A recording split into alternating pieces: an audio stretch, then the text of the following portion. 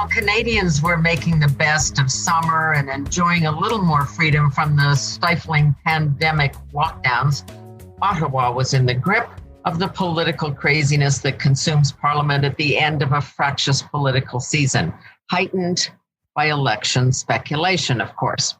But the world stage was also heavily traveled as G7 leaders gathered in person, then on to NATO meetings, and finally a US-Russia summit.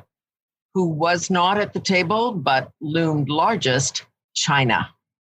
Brian Lee Crowley is the managing director of the Macdonald-Laurier Institute, one of the country's leading think tanks on the full range of both domestic and foreign policy matters. Brian is a truly original thinker. He's an economist and an author. His latest book, Gardeners versus Designers, Understanding the Great Fault Lines in Canadian Politics. I didn't think you'd become a gardener, overshadowing all the rest of your work, but it's a really interesting idea you've posed. Tell us a little bit about that before we go on to weighty matters on the world stage. Sure. Well, I mean, really the basic thesis of the book, Pamela, is that there are a lot of people in governments around the world, Ottawa would be a good example, who think that they possess all the knowledge that's necessary in order to sort of organize and design society for us. They know how many people of different colors of skin and language groups and so on should be doing various kinds of jobs, and they can organize the economy so that, it gets rid of carbon emissions, and they have this incredible faith in their knowledge and their ability to organize social and economic life. And they do this, of course, on the basis of statistics and all kinds of things. And in my book, I raise all the issues around the question of whether or not this belief that policymakers have, that they know better than the rest of us how we should organize our lives. That this knowledge is quite fanciful. And we're hearing all this language like reimagining our country and our future, or building back better. This is the wordsmithing around this idea. These are classic examples of government, in my view, government overreach, thinking that they know enough to be able to build back better, that somehow the incredible complexity of the economy that existed before COVID is something to be just kind of shunted aside by these mandarins in Ottawa who understand far better than the rest of us how the economy should be organized and what kind of work we should be doing and how to replace GHG emitting industries and all the rest.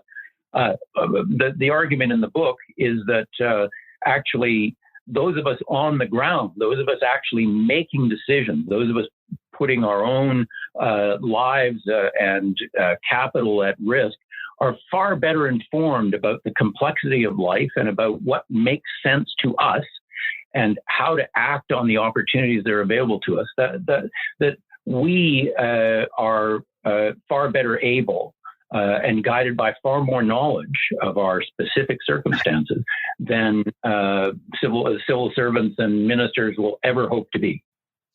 It's interesting you raise that, and we'll move on to the other topics, but it does seem in the world of the pandemic that people have become perhaps more in touch with their own lives and their own realities and their own bank accounts and their own families than ever before. And maybe these, as you say, flowery notions from the political leadership seem even more disconnected. Well, to hear the politicians in charge talk, you'd think that everything that's been done at the beginning of the pandemic has been guided by science, in inverted commas, and that, it's been guided by the smartest minds in the country doing what's absolutely best for Canadians. And they made such a hash of it, and they changed their minds on major issues from one week to the next. It hasn't inspired much confidence in me, at any rate, in the ability of people at the top in these big jobs with an abstract view of society who know nothing about our individual lives. I feel they've made a mess of things. And the idea that we should defer to them because they're smart and they have statistics and they are guided by science seems to me to have been completely disproved by the pandemic. That's a really interesting notion. Okay, we'll come back to that a little bit later, but I want to get your take on all of these things that have been occurring on a couple of different levels. Of course, off to a G7 meeting, the leaders gathering in person, lots of mixed signals about how close they should be and whether masks should be on and off. But what, aside from all of that, was accomplished? Anything? Well, yes, look, the big challenge facing the Western democratic societies, and I'm talking about the countries in the EU, Britain, the United States, Japan, and other democracies in the Asia Pacific. The big issue that all of them are facing is the rise of China and how to deal with that. And I would say that the G7, the NATO summit, and even the Putin-Biden summit all had as their main theme how the world is going to deal with and integrate this powerful rising superpower. And certainly, if we were to start with the G7, the G7 was no exception. Remember that the G7 is brings together the 7 largest liberal democratic economies in the world. So these are the people who are actually the people who have to think about and are responsible and accountable for the success of the liberal democratic order, which we have put in place across the world since the Second World War. And I would suggest that the biggest challenge that liberal democratic order has ever faced in the post-war era is this rise of China. And so I think that issue predominated at every one of the conversations that you and I are talking about now. Some people noticed this, and I don't know whether you were one of them, but at the end of the G7 meetings, I think it was, they're blurring in my mind here. The Prime Minister, Justin Trudeau, seemed to be a little bit of the odd man out. Everybody was talking about Chinese hegemony and their power economically and in terms of defense and their cyber activities, et cetera. And he seemed kind of, indifferent. Well, so what? And we've heard him in the past talk about how he kind of likes China's approach that, you can get a lot more done if you're running an authoritarian regime. But was he off base, or was that just kind of an offhand comment? Well, look, I think he was very ambivalent. During the conversations themselves, he tried to portray Canada and Canada's stance on this as in keeping with the increasing anxiety that liberal democratic leaders feel about China's behavior around the world. But in keeping with the Prime Minister's general demeanor when talking about Chinese issues, he might talk a good game sometimes, but by and large, he's been extremely reluctant to do anything that he thinks might offend the Chinese or cause the Chinese to draw away from Canada. And I have to say that as a result, it would be my impression that the other leaders in the G7 consider Canada to be a very weak player in the efforts of the Western alliance to gather its forces, metaphorically, economically, politically, and so on, to deal with the rise of China. Every time Canada is offered a chance to kind of push back against Chinese authoritarianism. And by the way, no one has suffered more from China's bad behavior than Canada.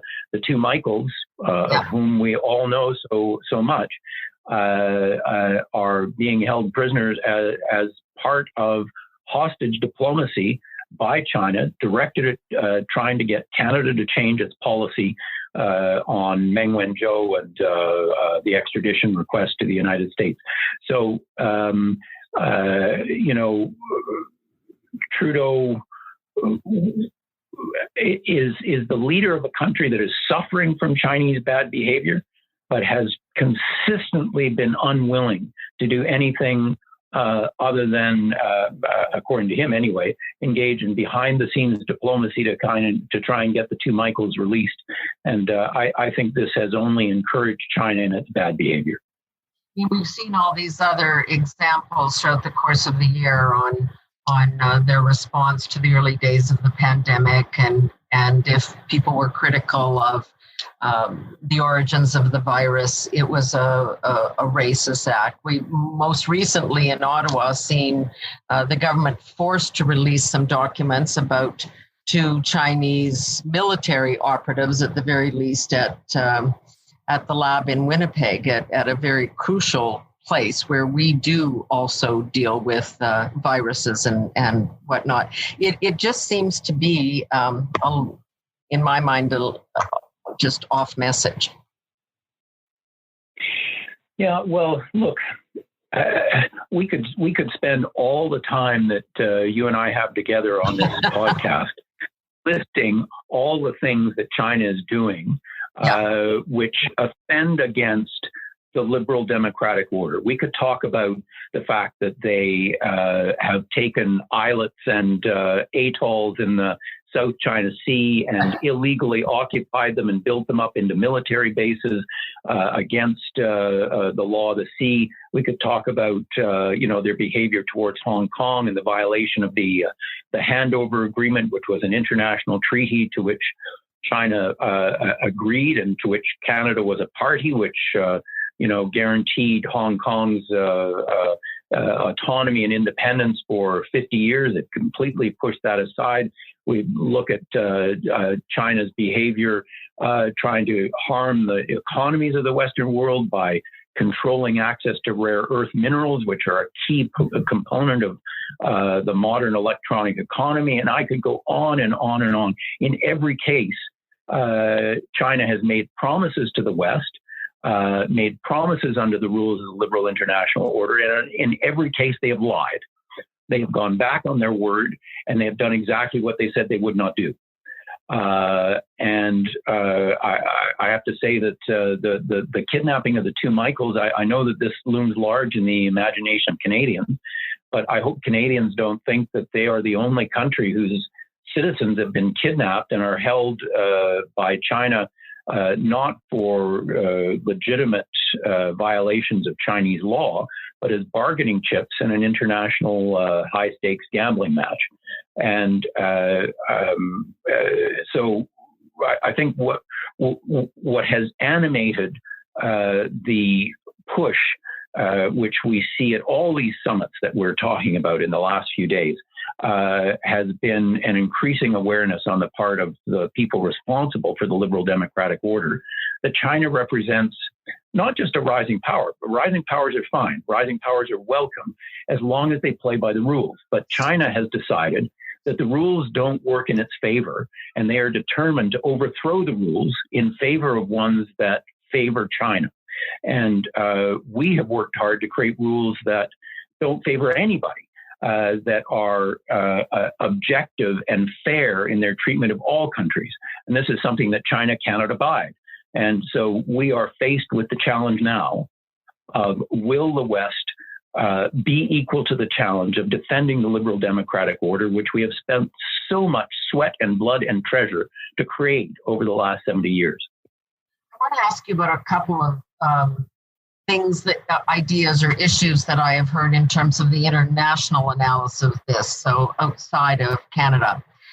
One, that we're seeing a real change in China's approach to the world, that they are busy building their domestic markets, so engaging less on the trade front with the external world, withdrawing a little bit, and sending the signal that they no longer want to be the world's cheap factory. And that, of course, has profound implications for everybody. The other issue, and I'll just lay them out and then you can maybe combine them, that what we have seen China's Belt and Road strategy, which is not only domestic, but reaching out into the world and being a presence, being an answer to Africa's problems or other parts of the world, that the West, through this building back better or offering vaccines to the world to deal with the pandemic, that's kind of the push and pull on Belt and Road versus what's going on in the Western economies.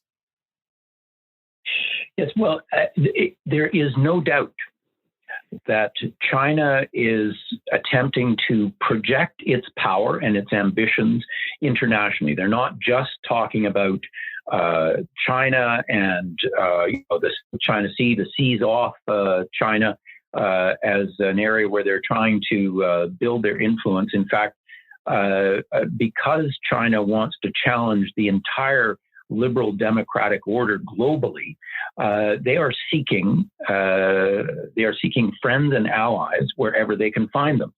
One of the major methods by which they seek to win friends and influence regimes around the world is the Belt and Road Initiative.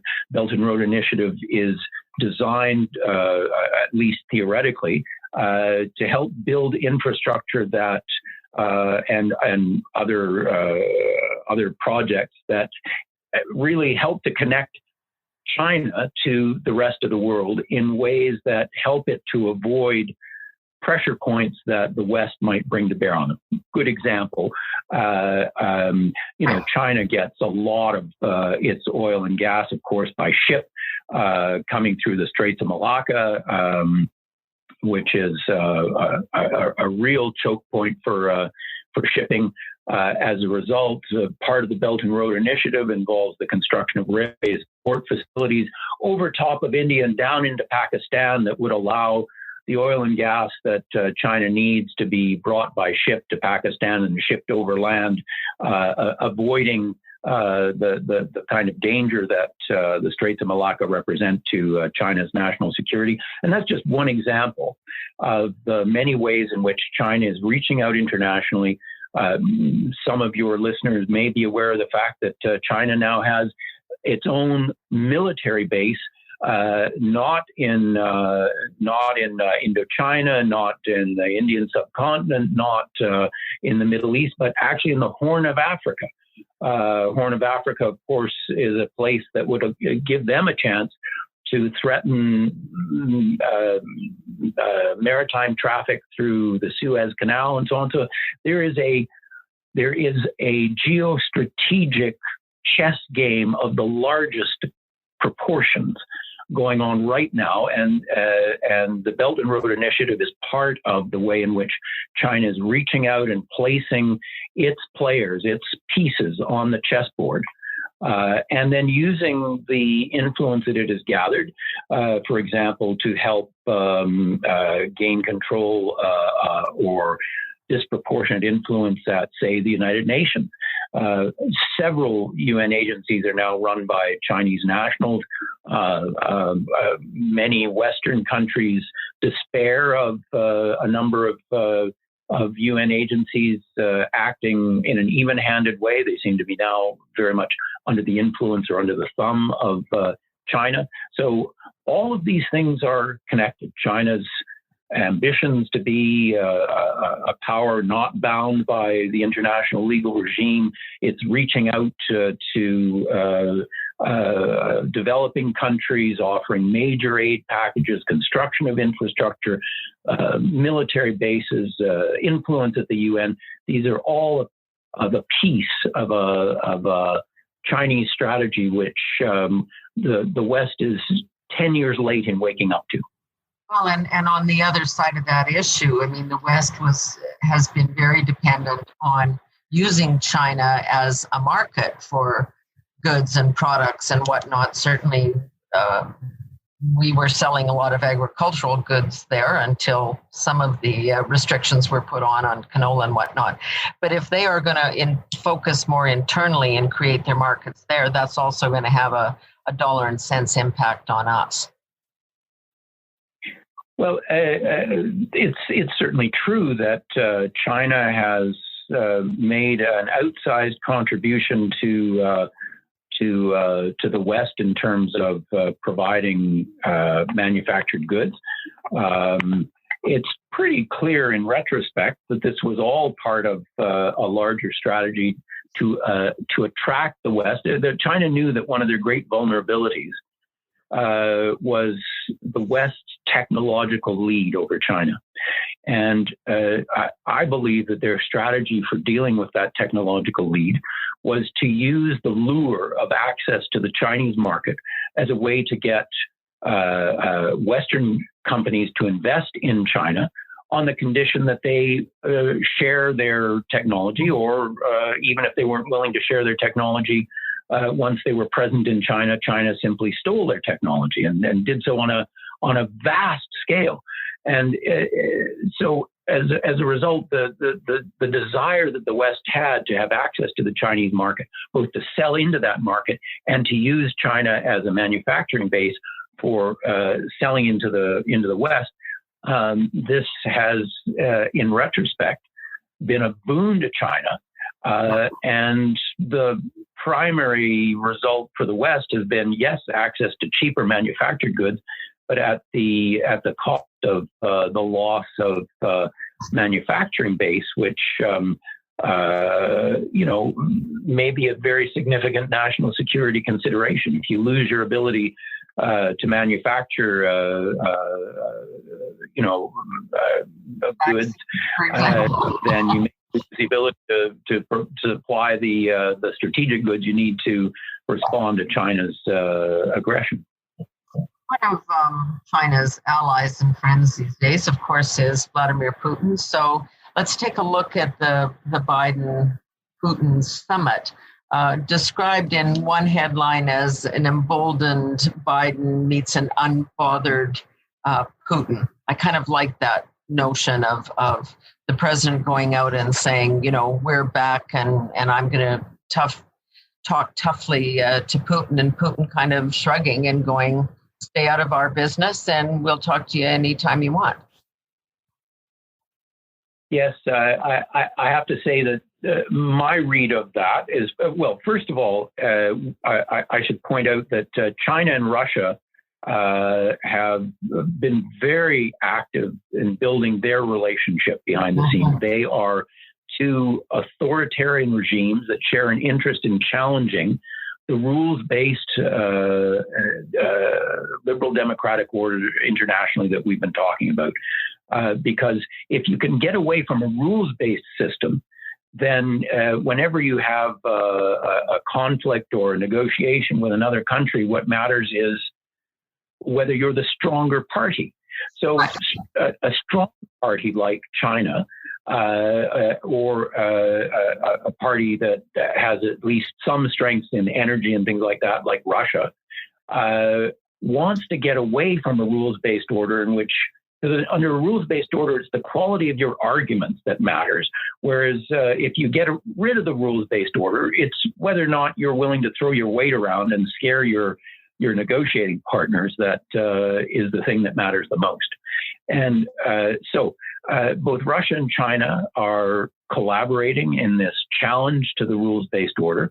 And what the Biden-Putin summit did, essentially, in my view, to legitimate Putin.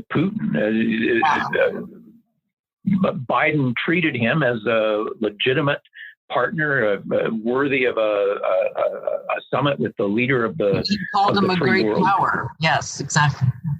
Yes, I mean this is what Putin wants. He wants to be feared.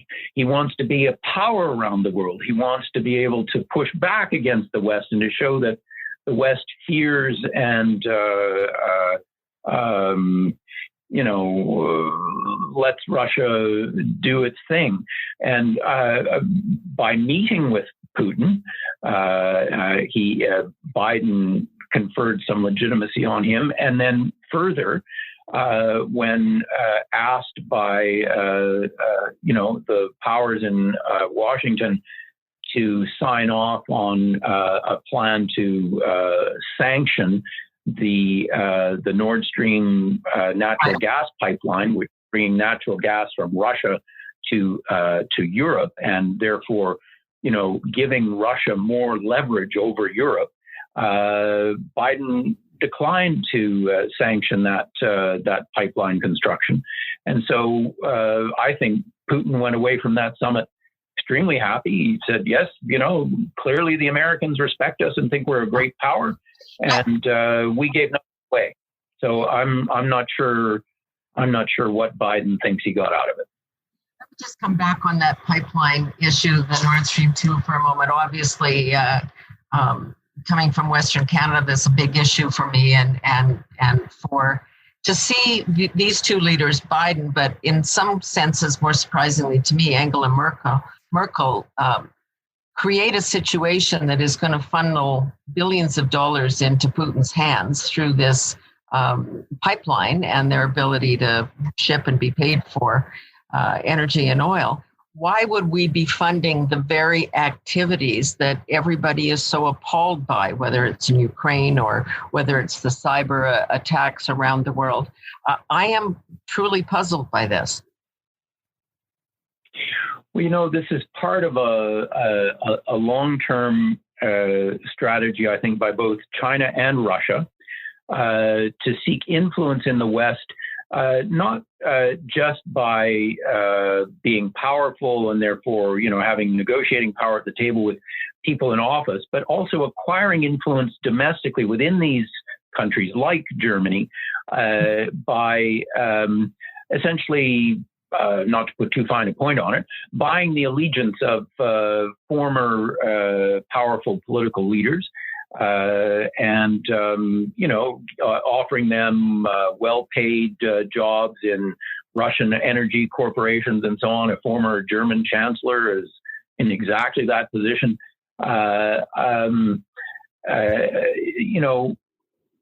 We should never underestimate the power of money thoughtfully deployed. And I'm not suggesting crude corruption here. I'm suggesting that China and Russia have been engaged in a long-term influence campaign within our Western democratic countries, and that offering people a chance to improve considerably their own economic well-being, their income, their lifestyle, in exchange for having these people speak up in favor of Chinese and Russian investments and interests is a strategy that I think has paid real dividends for both these authoritarian regimes. Wow, that's very troubling. All right, I want to come back to the NATO meetings and get your sense of what were the big signals that were sent out of there in terms of defense issues. Again, Canada's a little bit on its back foot here. Our engagement in the world, I think I read the other day, Canada has 58 people deployed on UN peacekeeping missions, 0.07% of the total, and half as many people that were deployed on those missions when the Prime Minister took office.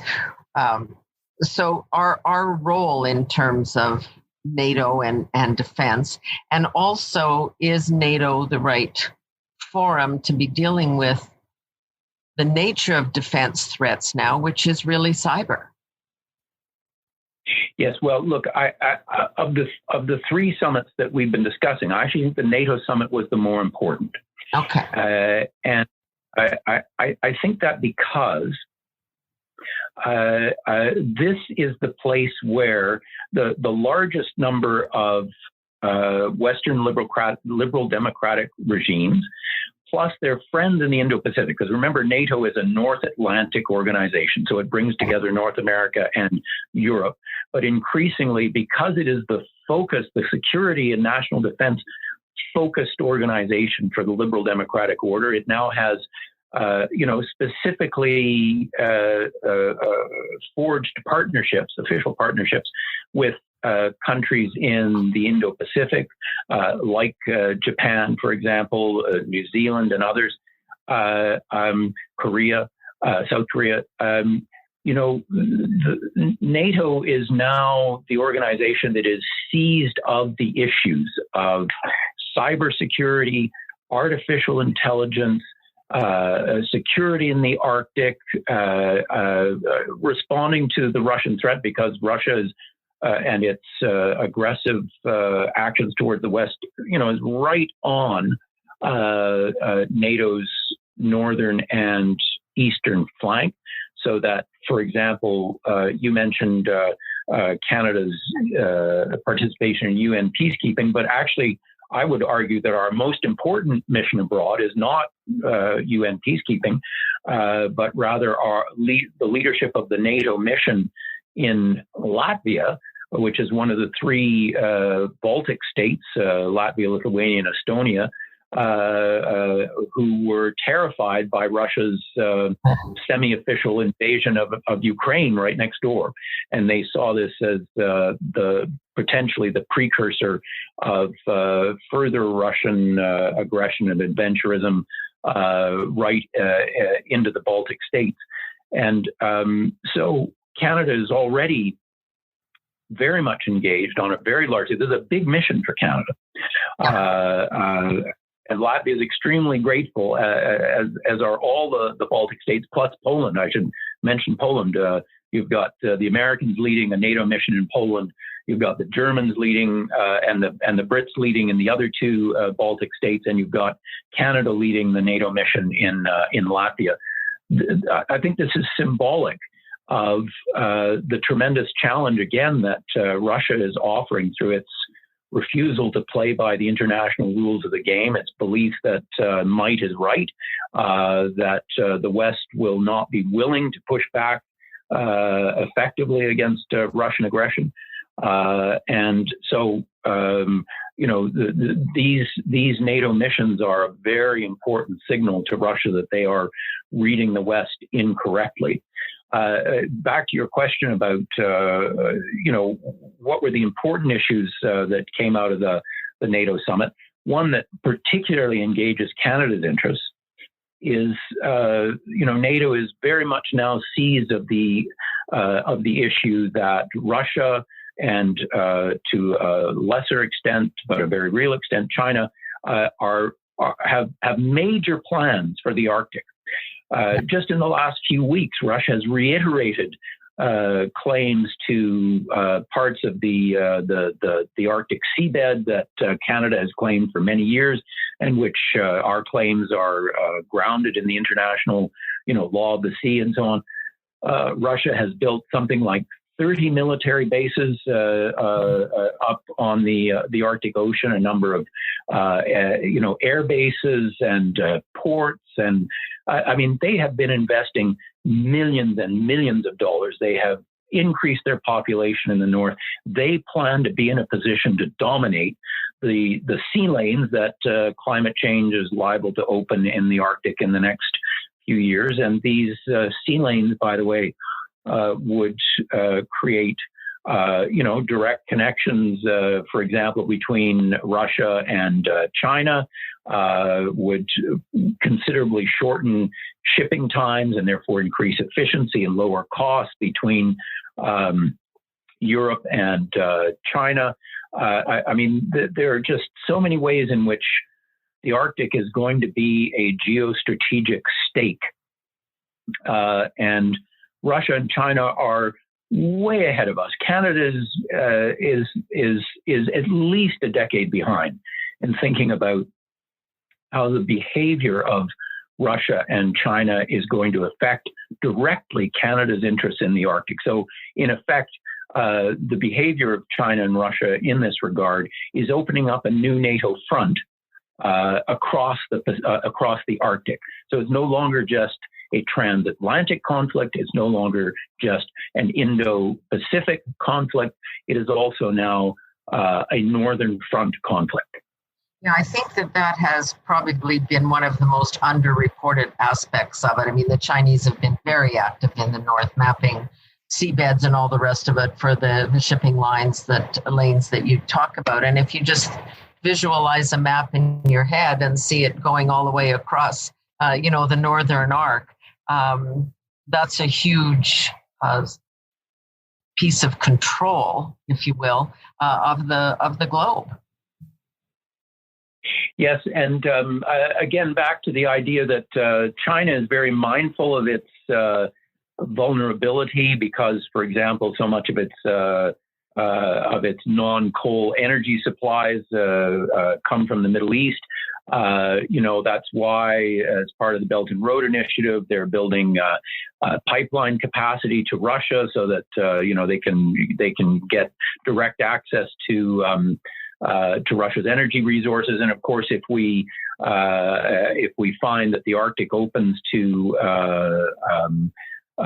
maritime traffic on a dependable basis, all of those Russian ports that are being built on the Arctic Ocean would likely be sending most of their exports to China and allied countries because this is part of the alliance that they're building. One of the issues that the West is currently consumed with, and you talked about it even in the book that you've written in terms of reimagining and reimaging our world, and it's going to be greener, and we're going to clean up our act here, and we're going to reduce emissions. But the two big players that we've been talking about, Russia and China, are kind of saying, not yet. We're still doing some development stages, and we're not going to play that game in a serious way now. What do you think the repercussions of that are? Well, the repercussions, if we were to talk domestically about Canada, because I'm sure that often your listeners must say to themselves, "Well, okay, but what's this got to do with Canada?" Right. This is hugely important for Canada. Canada is a liberal democratic country, completely committed to the rule of law, completely committed to the liberal democratic order that we've been talking about, and that China and Russia represent such an important threat to. We have in Western Canada energy resources that we could be making available to friends of the liberal democratic world in Europe, to displace Russian gas and the Russian influence that comes with it. We could be sending those energy resources, which, by the way, are produced under the most stringent ecological, environmental laws in the world. We could be sending those energy resources to our liberal democratic friends in South Korea, in Japan, in Australia, and Singapore, and so on, in India. We could be diversifying the world's energy risk and doing so in a way that's far less damaging to the environment than encouraging China and Russia to produce these energy resources under far less stringent environmental conditions, and for the purpose of undermining the liberal democratic order. It just seems to me that Canada, in its attempt to clothe itself in green virtue, is completely missing the point. Well, it's once again playing their game, as you say, and giving them access because we can't get there from here to deliver our resources. Wonderful insights today. Thank you so much. And I know that you turn just as intense an eye on the domestic front. So I just want to encourage people to take a look at the book, Gardeners versus Designers. Don't be fooled by the title, okay? This is about what's happening on the political and economic front in our country and the Western world. I have to ask, Brian, before we Before we say goodbye today, there you are as the managing director of Macdonald-Laurier Institute. And we are also watching in this country statues of Mr. Macdonald fall, literally, sometimes figuratively. Laurier gets a little less attention. Are you feeling the pressure on those issues? What is your pushback? Well, look, in fact, I've been surprised that people haven't come after us directly. I mean, every once in a while I get, I talk to my friends and they say, as you have said, are you getting any pushback? The answer is no. But we are certainly, as an organization, pushing back against what I think of as a highly politicized minority who are victims of a terrible syndrome of self-loathing. They hate themselves and the success that Canada has allowed us to enjoy, and they feel burdened by guilt as a result of the success that we enjoy. I think this is a terrible mistake, and I think it is to misunderstand if the issue is Canada's treatment of Indigenous peoples, and God knows that there's much for us to answer for. And I'm proud to say that my institute does a tremendous amount of work with Indigenous peoples, yes. And I suspect that's the reason why they have not pushed back against us. We have built tremendous relationships with First Nations and Inuit and Métis people as a result of our work. But what I was going to say is that, the issue with First Nations or Indigenous people is not that we have built an evil regime in Canada and that regime must be overthrown. On the contrary, I think that what Indigenous people are asking for is for us to stop excluding them from the benefits that Canada has created for the rest of our population. And we have, if there's such a thing as systemic racism in Canada, it would be the way that we have used the law to prevent Indigenous people in Canada from full participation in the institutions and behaviors that have conferred such success on Canadians. And I am going to defend with my dying breath the success and the importance of those institutions and the very legitimate claim of Indigenous people to be allowed to participate in those things as full participants in the Canadian experiment. And, I look at the extent to which we have, I think I'm right in saying we are either the number one or number two country in the world in terms of the share of our population born in another country. And that's because people come to Canada because we are a beacon of order and success, and we're modestly good government compared to a lot of the rest of the world. The idea that we've built nothing but an evil, racist regime that must be swept aside in order for us to be able to hold our heads up, I think is absolute rubbish. And the people who make this claim have not understood what has held Indigenous people back. They have not understood what the founders of Canada, like Macdonald and Laurier, did in creating a country which is the envy of the world. And they don't understand that Indigenous people will not be helped by damaging the very institutions that confer success on Canadians, and that we have to integrate First Nations and Indigenous people into, while protecting their cultural autonomy and promoting their languages and doing all the other things that are so important to them. But we don't need to be ashamed of Canada. We need to expand Canada's understanding of, how our institutions ought to confer their benefits on everybody. Understand our history, learn from it, and do not erase it. It doesn't change. We can only learn from it. Yeah, exactly. I mean, my view is that Sir John A. and Sir Wilfrid and the other founders, they built a liberal democratic society founded on the rule of law, which most of the rest of the world is still struggling to figure out how to do. Now, did they have limits to their vision? Did they not understand, how to open those institutions to Indigenous people, yeah, of course, no one would say otherwise. But the issue is that we mustn't throw out the baby with the bathwater. We have achieved great things that the rest of the world looks on in envy and tries to figure out how we do. And we must preserve those and not throw them away. And we must honor our founders while understanding that they didn't understand as well as we do Indigenous issues. They probably understood other things better than we do. That's just the nature of things.